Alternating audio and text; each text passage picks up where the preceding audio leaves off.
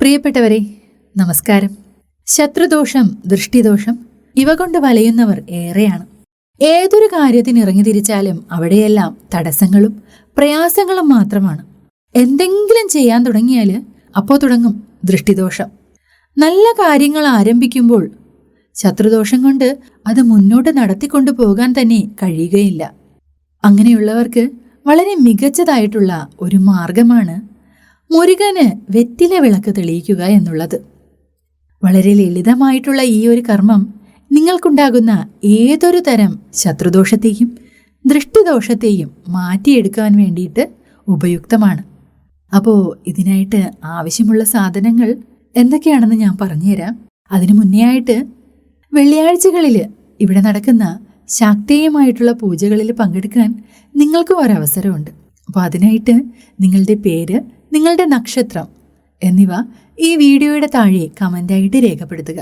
കൂടാതെ നടന്നു കാണണമെന്ന് നിങ്ങൾ ആഗ്രഹിക്കുന്ന നിങ്ങളുടെ ഒരു ആഗ്രഹം കൂടി ഇതിന് താഴെ കമൻ്റായി രേഖപ്പെടുത്തുക. അപ്പോൾ പൂജാവേളയിൽ നിങ്ങളുടെ ആ പ്രാർത്ഥനകളെ കൂടി സമർപ്പിക്കുന്നതാണ്. അപ്പോൾ മുരുകന് വെറ്റില വിളക്ക് തെളിയിക്കുക എന്നുള്ള ഈ ഒരു ചടങ്ങിനായിട്ട് നമുക്ക് വേണ്ട സാധനങ്ങൾ എന്തൊക്കെയാണെന്ന് പറഞ്ഞു തരാം. ആദ്യമായിട്ട് വേണ്ടത് ശുദ്ധമായിട്ടുള്ള ഒരു വെറ്റിലയാണ്. ഇതിൻ്റെ നാളമൊന്നും പൊട്ടിപ്പോകരുത്.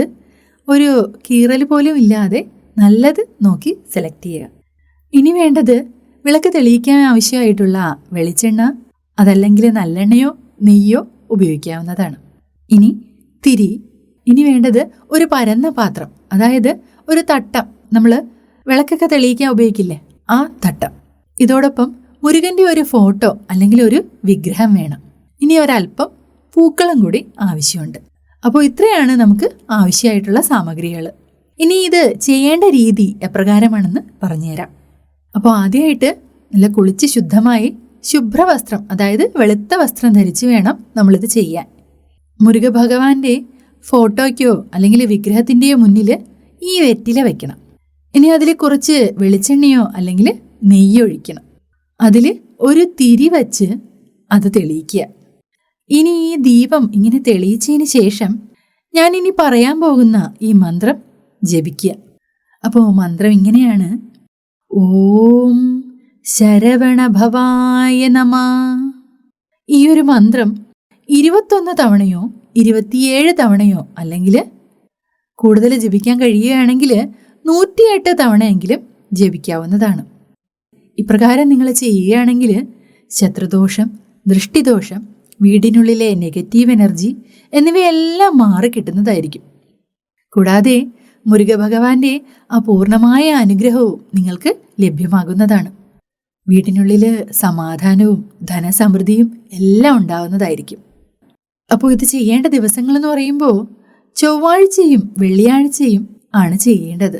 ഒപ്പം തന്നെ കാർത്തിക നക്ഷത്രം വരുന്ന ദിവസവും നിങ്ങൾക്ക് ചെയ്യാവുന്നതാണ്. ഏറ്റവും കുറഞ്ഞ പക്ഷം 21 ദിവസമെങ്കിലും നിങ്ങൾ ഈ വിളക്ക് ഇത്തരത്തിൽ തെളിയിക്കേണ്ടതാണ്.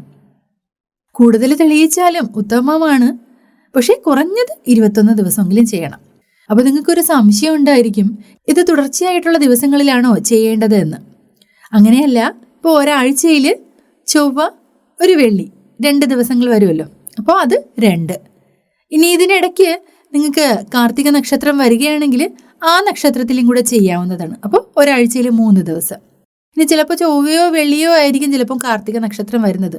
അങ്ങനെയാണെങ്കിൽ അത് 1 ദിവസമായിട്ട് ചെയ്താൽ മതിയാവും.